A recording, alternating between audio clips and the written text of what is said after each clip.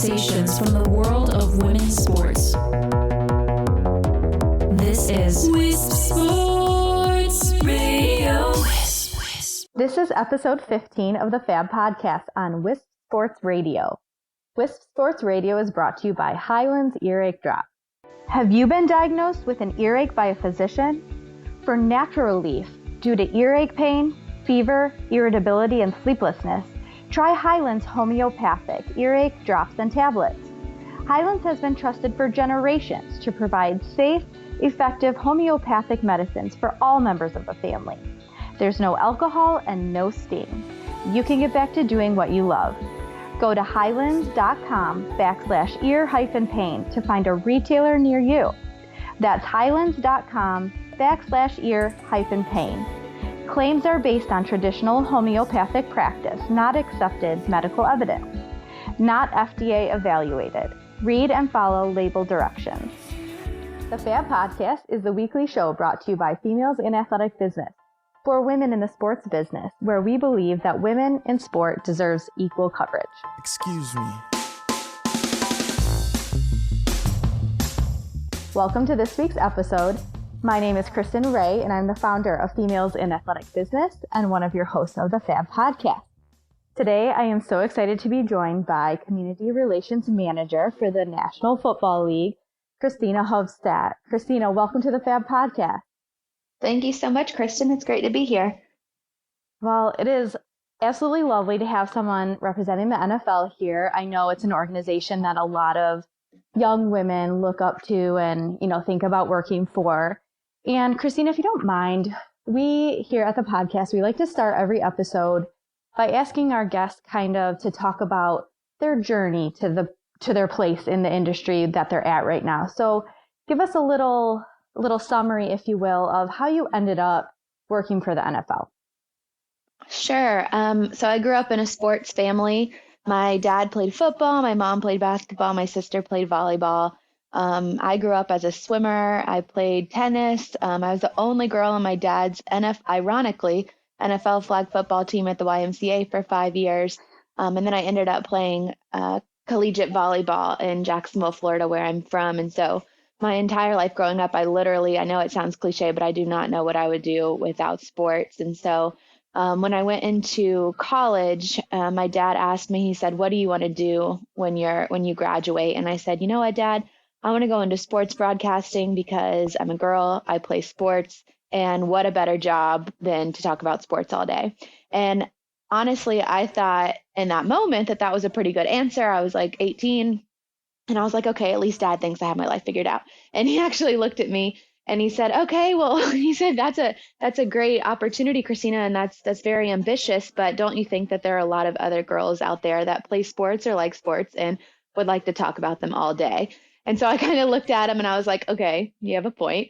And he said, "Okay, well, I need to ask you a serious question. What are you going to do to make yourself stand out upon graduation?" And so in that moment, I made a decision my freshman year of college. And I said, I'm not going to live the typical college lifestyle. I'm going to network and do as many internships as I can upon graduation and do that. And so when I graduate, I would have a job in the sports industry. And when I graduated during the recession and there were no sports jobs open.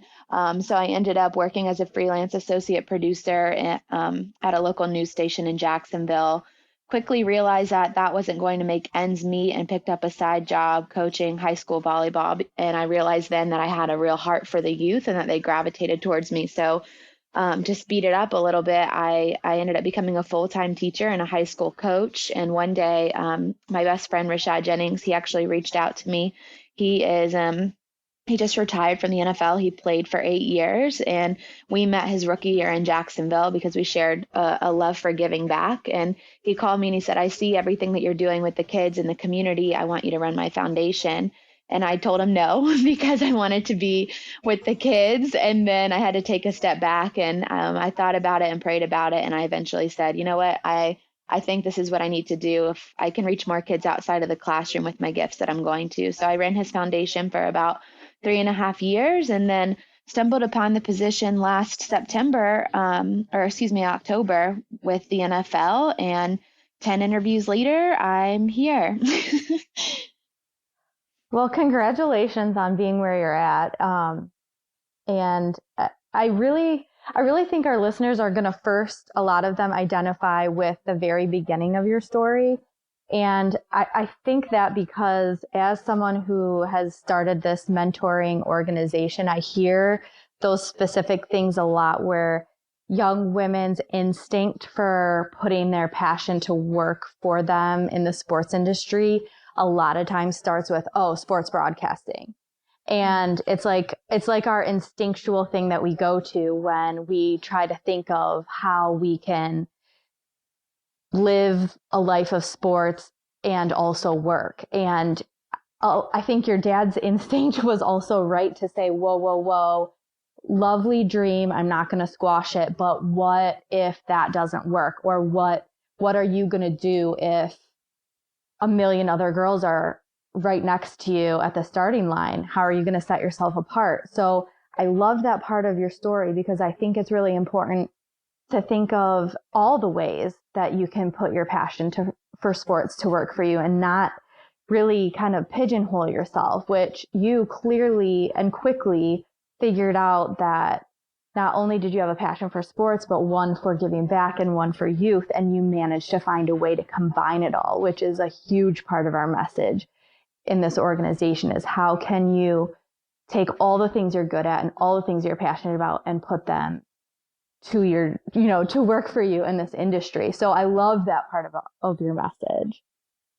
Yeah, thank you. And I will tell you that part alone to figure out that I really didn't know that there was such thing as a community relations rep. Like I had heard about it, but to be honest, to go to your point about women seeing, sports broadcasting as really the only way into the sports industry, I think it's because that's all we see. We see it on TV, we hear them on the radio, we see pictures, we follow Sam Ponder, we see Instagram accounts. And so that's something I'm passionate about is because when I was in school, to be completely honest, there weren't too many women or people in general that were willing to talk more about their careers within the sports industry that weren't sports broadcasting. So it was a journey of like, wow, you could actually, work with players on their giving back initiatives, or you can run a foundation, or you can do this or that. And it was cool to really see that there were many more opportunities outside of just sports broadcasting once I started researching and kind of looking into it because it wasn't readily available for me.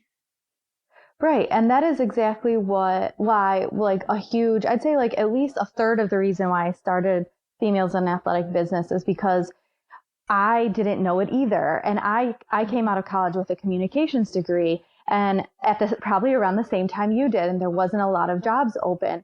And so I went right into the hotel sales business. And then I randomly stumbled upon, just like the words you said, the position of, selling for the sports industry at this hotel I was at. I had no idea the contacts I would make selling to the teams that were coming into the city that I lived in to play sports against our university. And that's how I wound up working for a Big Ten university in operations for their basketball team. And I didn't want other young women to have to stumble across it like you and I did, which is why a big part of what FAB does is to shine light on all types of different careers for women. But I will go off that's like one of my passionate soapboxes is that topic specifically. But you mentioned that you weren't really aware of what community relations professionals were doing. And I really wasn't either until the past few years because Christine, I have young women all the time coming up to me and saying, can I have more information about community relations and working for a team or working for an organization like the NFL? So if our listeners are not super familiar with what that role entails, can you give us a rundown of your job description or maybe what a day in your life is like? Yeah, absolutely. I'd love to.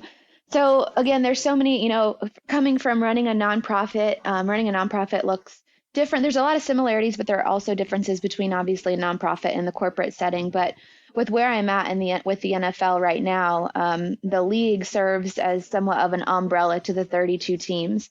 And each of the 32 teams have, for lack of a better term, giving back initiatives or things that their owners are passionate about, things that their team is passionate about, that they're going to go out and do in the community. And from a league level, we have 3 main initiatives that we really like to push down to those 32 teams and aid and support to help implement those in the 32 markets. So we have Crucial Catch, which is our cancer awareness and prevention campaign. We have Play 60, which is health and wellness for kids to get them moving for 60 minutes a day. And then we have Salute to Service, which is our military appreciation initiative. And my job primarily right now is to manage the Crucial Catch initiative, so the cancer awareness, and then the Walter Payton NFL Man of the Year award. I kind of have touch points with all the areas of community relations in our department, but for the most part, my days are just a lot of meetings, planning for our big tentpole events, meaning Super Bowl kickoff, Pro Bowl, draft, big games like that, and then just prepping for the season and seeing how I can support the community relations directors from each of the 32 teams to successfully implement our initiatives and see what they're doing in their communities as well. That sounds like such a fulfilling option to, like you mentioned, to try to put your passion for giving back, mix it with the sports. Sounds like you get to work with a lot of sports professionals, but also athletes. Or do you get to kind of mix it up with both types of industry people, if you will? Yeah, I'll say from an NFL perspective, it's more of really just helping the teams and those CR departments in each of the teams. I do, by the events that I go to, the awesome galas and charity and award ceremonies, I get to meet a lot of athletes and players in the league.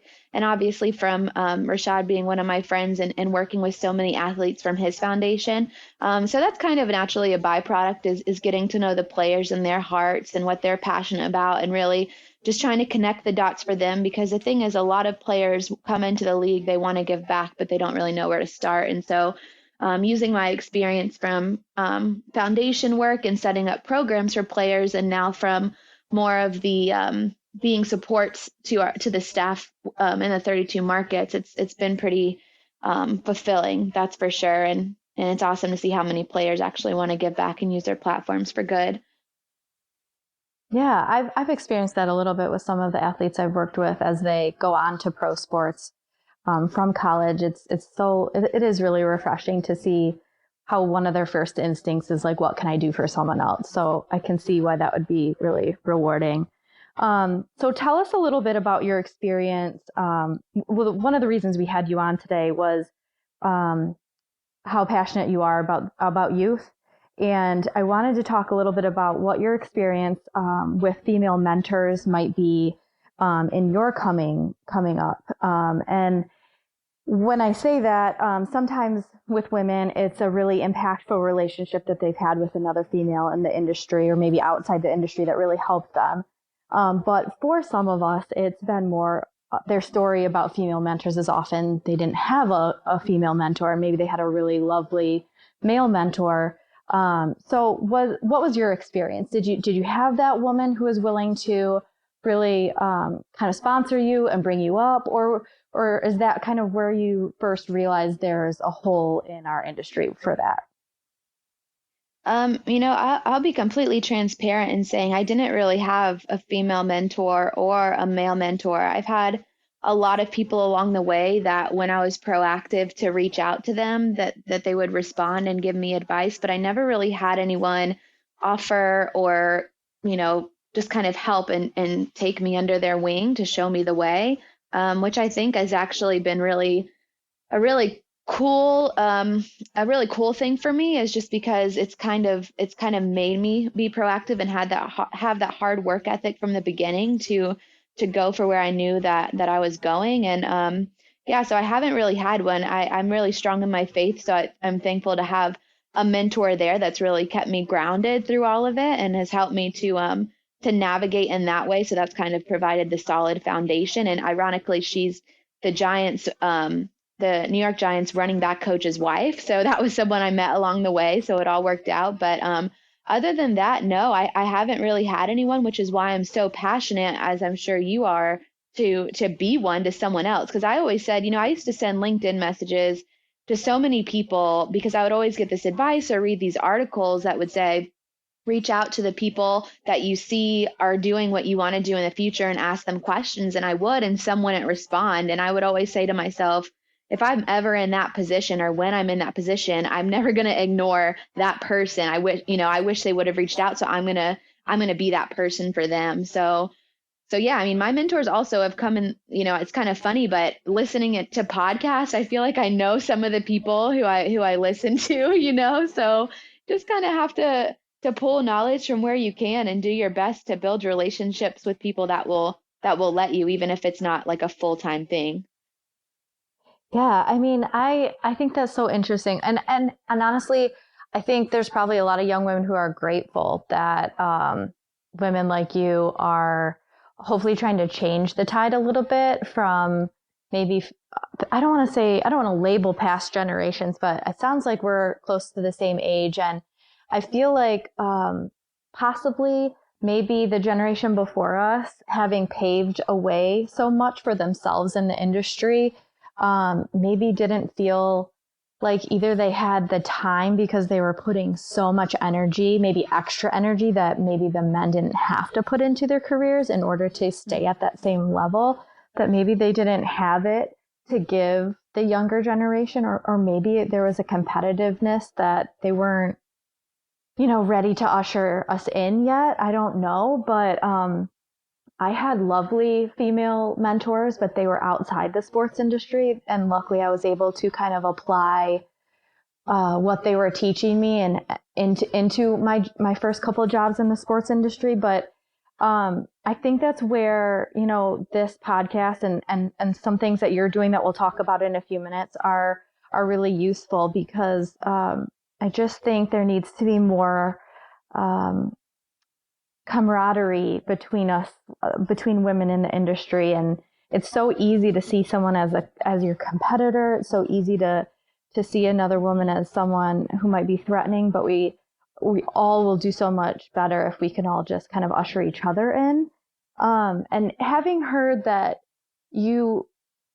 it kind of sounds like, and I don't want to put words in your mouth, but it sounds like the wisest words you've heard were maybe from your dad that day, where he said, how are you going to set yourself apart? And maybe they sounded really dad-like at the time, but honestly, they sound very wise, because you really did, when you talk about, all the things you did with LinkedIn and things like that, really, you just kept hearing him say, set yourself apart. And it sounds like it worked. Exactly. Yeah, I will say, if this is my time that I can give a shout out to my dad, I'll never not do it. So yeah, my dad's awesome. He actually, my mom had me when she wasn't married. And so when I was 2, my dad married her and really had to step up, for lack of a better term, to make sure that he was providing for my mom and myself, now that he had a child. And he would work overnight, I think, at like the overnight shift, and he would come home late and leave early. And he just always demonstrated that hard work ethic. And I think even being my coach as the only girl on my dad's flag football team, he always instilled integrity and love and character in me from the beginning. And so I knew, just by watching him model his life, and it wasn't even all the words he said, it was just how he lived his life and how he lives his life now, that I'll always look up to. And it was a really good example for me. Well, if dad's saying this and he put all that hard work in, and I saw him do that, and now he's reaping the benefits, then what's to say that I won't if I do what he recommends? So my dad is definitely my number one fan. Well, you don't always have to have a traditional mentor in order to get something out of, a mentor relationship. So that's a good message too. But talk about what advice you might have for either young women who may still be in college or high school and are trying to set themselves apart, or even, I feel like there is a fair amount of women who, kind of like us, are in maybe their first or second jobs outside of college. They're not sports related, but they dream of working in sports and they just haven't figured out how to break through.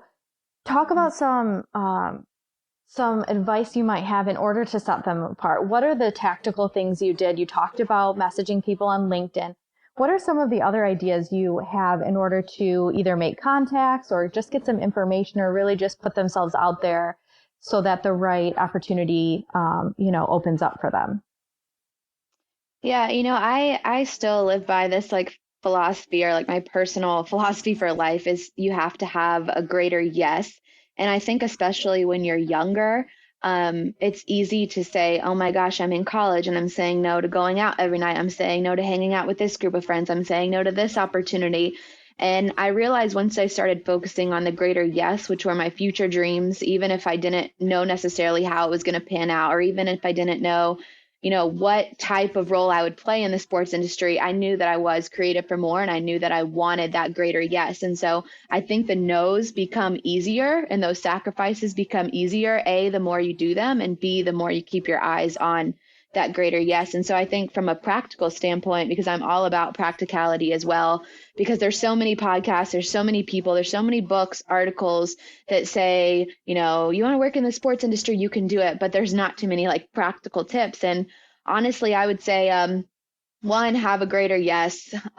Two, when it comes to networking, I'm all about building genuine relationships. And that might be cliche. We might have seen that in a lot of articles, but I always used to tell my students when I was a teacher that when you hear cliche, phrases or statements a lot, that's usually because they're important and they're worth being repeated.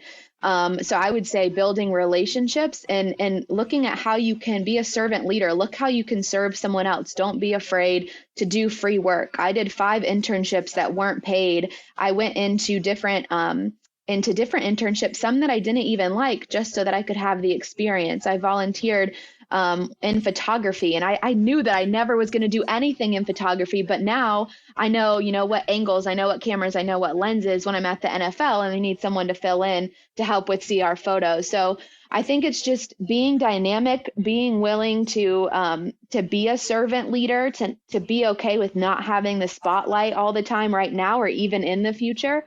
And just realizing that your greater yes is always going to be worth it, and to be okay with saying those no and be okay with being alone sometimes.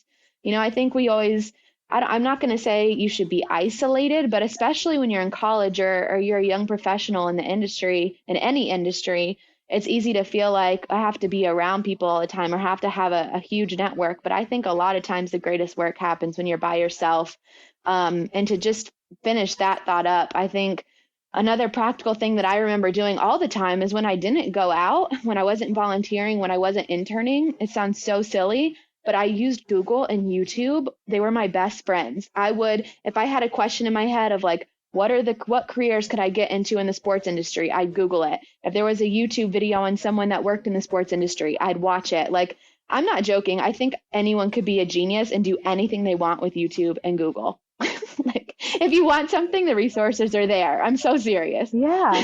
The opportunities there for learning are endless. And I figured that out when I started trying to put, like helpful videos on the FAB website, from women. And I'm just like, there's too many. I don't know how to pick. So yeah, there's just no excuse for, not having the right, information these days. There just isn't, between all the resources and social media and YouTube, like you said, and Google. There's just, if you want it, it's there for you to have. So that's a good piece of advice too. Yeah. And I will say, to add on to that, I think when you're naturally ambitious or driven or have some kind of dream or goal that you want to attain, it's so easy to get caught up in what's next. Or for me anyways, I was almost like I had anxiety of like, what if I miss it? What if I'm not doing enough? Maybe I should reach out. What if I didn't send another email to follow up? And I think in hindsight, the greatest thing that I ever did and wish I would have done more of is focus on the present and what's in front of you, who's in front of you, what relationships you're building today, what work you're putting in today. And it's just amazing how things tend to fall into place when you do that. I always say that hustling is one thing, but hard work and grace it will take you way further than hustling ever will. So that's probably the greatest advice I'd give. That's a good message too, Christina.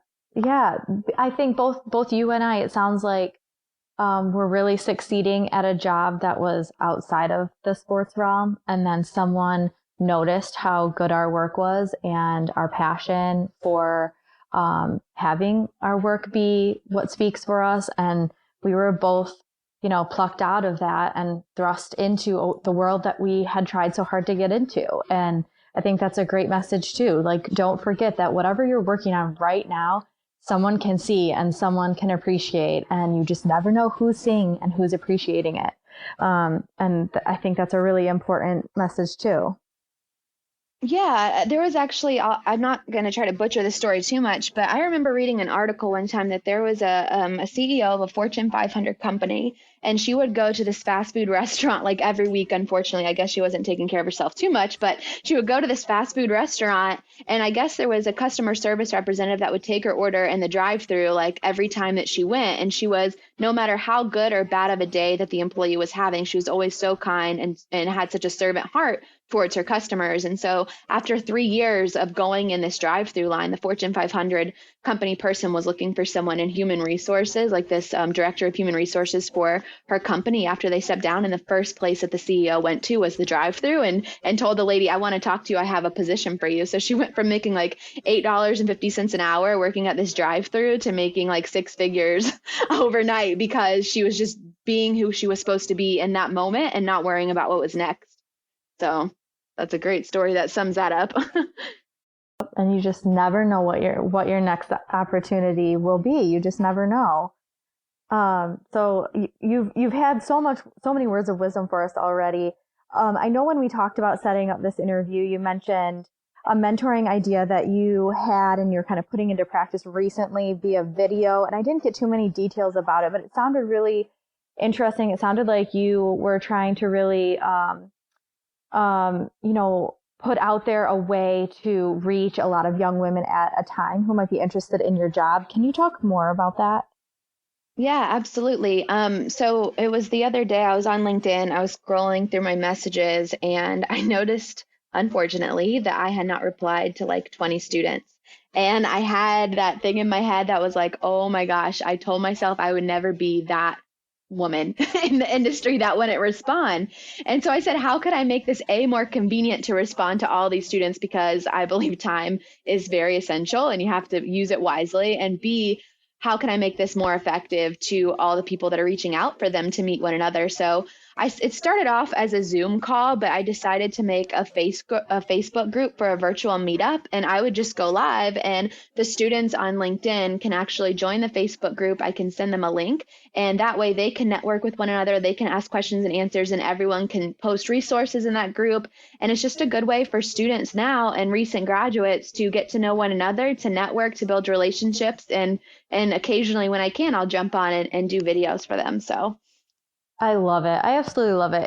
That is just so, it's honestly, it's inspiring. And as someone who started my organization with the same kind of heart and the same inspiration, it's so nice to hear someone who seems like such a peer in terms of age just be willing to give that much time and energy to the other young women who, have similar dreams that we had. And so I thank you for that on their behalf. And it's just so refreshing to hear. Thank you so much again, Christina, for being with us today. If our listeners want to learn a little bit more about the group that you just mentioned, how do they find you on LinkedIn? Yeah, they can just search my name on LinkedIn, Christina Hovestadt, and hopefully that'll be spelled somewhere. And or I have a website, ChristinaHovestadt.com, or Instagram is @CoachChristina. Perfect. And everyone who's listening, you can find the spelling of her name, and we'll put her website up on our website as well, and on our social media, so that you know exactly where you can find her. And then, is there anything you want to talk about quickly in terms of how our listeners or how our fans can kind of get more involved with the community programs for the NFL? Honestly, I would say just continue to follow the NFL on social media. You could follow NFL345, that handle on Twitter, and you'll see all the PR coming out of community relations as well. Other than that, just feel free to enjoy all of the amazing things that all 32 markets are doing. I know that occasionally teams will ask for volunteers, and at tentpole events we'll have volunteers as well. So just keep an eye out on that social media account, and you'll be updated all the way. All right. Well, thank you again so much, Christina, for being here with us today. We really, really appreciate you taking the time. I know you're a busy lady. Yeah, definitely. Thank you for having me and keep up the awesome work. Wisp Sports Radio, the voice of women in sport. For more conversations from the world of women's sport, visit wispsports.com, where you'll find more than 800 podcast episodes plus blogs, videos, and articles. Wisp Sports Radio is the world's largest podcast network for women's sport, with 30 shows and 20 hosts around the world. Subscribe for free today on your favorite podcast app. To follow Females in Athletic Business, this podcast, or Wisp Sports, use @FAB Sports.org and @Wisp Sports on social media. The FAB Podcast is a co-production of Females in Athletic Business and Wisp Sports. Check out Females in Athletic Business at www.fabsportsorg.com. And please visit our sponsors at highlands.com/ear-pain. Thanks so much for listening this week, and we'll be back next week with another episode of the FAB Podcast when we continue our series on salary negotiation for women. Got my